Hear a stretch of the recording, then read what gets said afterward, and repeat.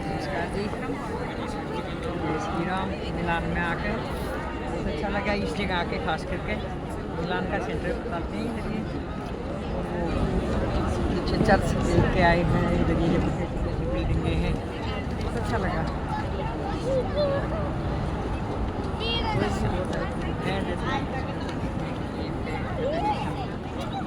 और कुछ बता दो, मैंने अच्छा लगा बस, इसके अलावा और क्या बताऊँ। वो कोई खासियत है वो बताओ बाल को।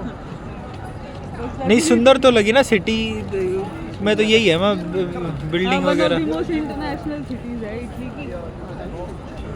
यूरोप की। हाँ, ये तो मतलब ये वाला रीजन तो बहुत ही सुंदर है। यूरोप का मिलान शहर, मतलब यूरोप में फर्स्ट बोलते हैं इस जगह को है, पहला नंबर की बात है।